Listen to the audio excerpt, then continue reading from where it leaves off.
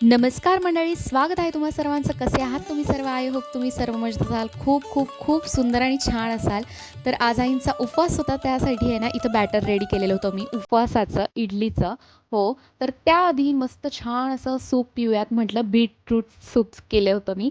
तर कोणाकोणाकडे असं बीटचं सूप करता सांगा बरं. आणि हे बीटचं ज्यूस आहे ना खूप टेस्टी लागतं आणि खूप हेल्दी पण आहे त्यासोबत. त्यानंतर इथे मी करायला घेतला आहे नाचणीचे मुद्दे. हो, तर हा चुकीचा प्रोनाऊन्स करते मी. हां, हो.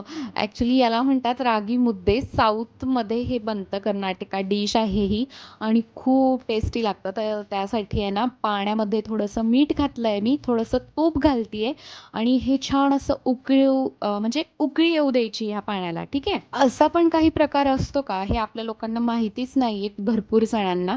कारण ही कर्नाटका डिश आहे, तिकडे जास्त बनतं, आपल्याकडे हे काही बनत नाही. पण म्हटलं चला ट्राय करूयात, तर छान बनतं हे. आता ह्या पाण्यामध्ये आहे ना मी थोडंसं पाण्यामध्ये आहे ना नागलीचं पीठ घातलं होतं. ते मिक्स करून या पाण्यामध्ये या पद्धतीने मिक्स केलं. आता हे मिक्स झाल्यानंतर 1 वाटी मी इथं नाचणीचं पीठ घेतलं आहे, ते यामध्ये मी मिक्स करून छान असं लाटण्याने आहे ना फिरवून घेते. आपण खिशी कशी घेतो पापडासाठी, त्याच पद्धतीने आपल्याला हे करायचं आहे. ओके. म्हणजे एक प्रकारे आपल्याला खिशी घ्यायची आहे. हे खूप चांगलं फेटून घ्यायचं आहे. इतकं चांगलं फेटायचं आहे, की पीठ अजिबात असं लम्स नाही पडले पाहिजे पिठाचे आणि मोकळं-मोकळं असं छान झालं पाहिजे या पद्धतीने. आता ते लम्स पडले ना, की ते मुद्दे आपल्याला करता येत नाही. त्यामुळे हे छान फेटून घ्यायचं आहे. 5 मिनिटं हे असं डिश ठेवून शिजू द्यायचं आहे. 5 मिनिटानंतर तुम्ही बघू शकता या पद्धतीने होईल ते. आता यानंतर परत हे चांगलं छान फेटून यामध्ये तूप घालायचं आहे आपल्याला 1-2 चम्मच परत. म्हणजे ना जो मोकळावा आहे ना, चिकटपणा येणार नाही याला आणि हे खायला पण टेस्टी लागेल, छान लागेल आणि असं चिकटणार नाही दाताला. ओके. त्यासाठी आपण तूप घातलेलं आहे आणि बघा आता परत मी प्लेट ठेवून आहे ना, हे परत चमच्याचं या पद्धतीने सर्व मी काढून घेतलं आहे आणि प्लेट ठेवून परत असं होऊ देणार आहे 5-10 मिनिटं. आता मला आहे ना काम करताना आहे ना ओटा स्वच्छ लागतो, त्यामुळे मी मध्ये आधी ना असं स्वच्छ करत असते. आता ते शिजतंय तोपर्यंत एकीकडे मी इडल्या लावून घेते. आता आईंचा उपवास होता, म्हटलं त्यांच्यासाठी आहे ना मस्तपैकी इडल्याच करूयात उपवासाच्या. तर त्यासाठी इथे इडलीच्या भांड्याला तूप लावून घेते आहे, कारण तेल खात नाही ते उपवासामध्ये. तर तूपच वापरते मी मोस्टली. मोस्टली म्हणजे तूपच वापरते, तेल वापरतच नाही उपवास असल्यावर. तर हे बॅटर आहे साबुदाणा आणि भगरीचं. तर या पद्धतीने पटापट अशा झटकीपट, म्हणजे हे मी व्हिडिओ फास्ट केला आहे, एवढं पण पटपट नाही, पण केला मी इडल्या लावून घेतली. आता रागी मुद्द्याचं जे आहे ना 10 मिनिटानंतर प्रॉपर शिजलेलं आहे. हे मी एका प्लेटमध्ये काढून घेते. आता प्लेटमध्ये काढताना असं वाटत असेल की हे पातळ झालेलं आहे, पण अजिबात नाही. हे जेव्हा थंड होतं ना, हे बॅटर आपोआप असं पूर्ण घट्टसर होऊन जाणार आहे. ओके.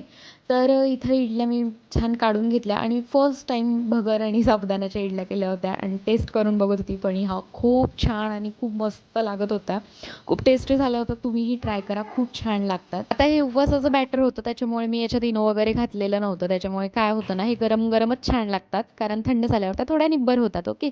आता याचे मी रागी मुद्दे करून घेतले, नाचणीचं जे आपण केलं होतं ते, आणि त्याच्यासोबत छान मस्त अशी डाळ तयार केलेली होती मी.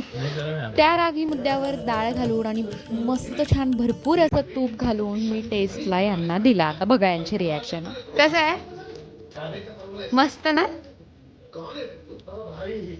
कर्नाटकाला जावं लागेल तुम्हाला ही डिश खायला. नाही, माझ्याच हातचे.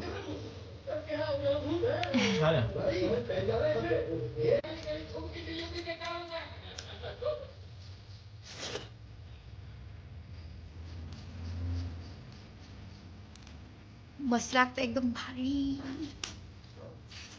वाटलंच नव्हतं एवढं मस्त लागेल, पण खूप छान. आता सकाळचं तर झालं, आता संध्याकाळी काय करावं? रोजचा बायकांचा प्रश्न, हो की नाही हो? आता मी घेतली इथे बटाट्याची भाजी करायला आईंना उपवासाची. तर इथे हिरव्या मिरची घालून आणि त्यामध्ये घातला मी थोडासा कूट, थोडीशी अशी पातळसर भाजी केली. त्यासोबत आहे ना मी डोसे करणार होती, जे बॅटर होतं ना इडलीचं त्याचे. आणि इथे बघा डाळ सकाळची उरलेलीच होती आणि मी नागलीची भाकर टाकली एक मला. आता हे तर नव्हते जेवायला, मी एकटीच होती. मग त्याच्यामुळे मी एक नागलीची भाकर टाकली मला. असं आहे ना, नेहमी असं होतं, की अरे आता जेवायला काय करायचं? सकाळ झाली की जेवायला काय करायचं? संध्याकाळ झाली की जेवायला काय करायचं? असंच चालू राहतं दिवसभर. आता कळतच नाही कोण कोणाच्या घरात असं आहे, की टाईम टेबल करून ठेवतं. मंडेला आपण हे करूया, ट्यूसडेला हे, वेडनेसडेला हे, थर्सडेला हे. असं म्हणजे कोणाकोणाकडे कॉमेंट करून कळवा. तर मलाही असं करायचं आहे. म्हणजे असे विचार खूप येतात डोक्यात, की आपण आहे ना एक टाईम टेबल बनवू, ह्या दिवशी हे करूयात किंवा सकाळी हे, संध्याकाळी हे. पण असं काही माझ्याकडनं होत नाही. पण बघू झालं तर नक्की मी ट्राय करेल तसं. तर घरात जे दिसेल ना ते करून मी मोकळी होत असते. आता आईंना किंवा यांना विचारून, की काय खाणार आहे किंवा काय करायचं आहे, काय बनवायचं आहे ते आणून करून टाकायचं बस हे एवढंच माहिती आहे. असं काही डिसाईड नसतं, की काय करावं काय नाही वगैरे. तर ठीक आहे. चला मग आता बाकीचे पण कामं आवरून आणि हा व्लॉग इथेच संपवते. तर व्लॉग आवडला असल्यास लाईक नक्की करा, कॉमेंट करा, कोणाकोणाच्या घरी असं क्लायमेट वगैरे. आणि चला मग भेटूयात पुढच्या व्लॉगमध्ये लवकरच छान अशा व्हिडिओसोबत. चॅनेल सबस्क्राईब करायला विसरू नका. चॅनेल सबस्क्राईब नक्की करा.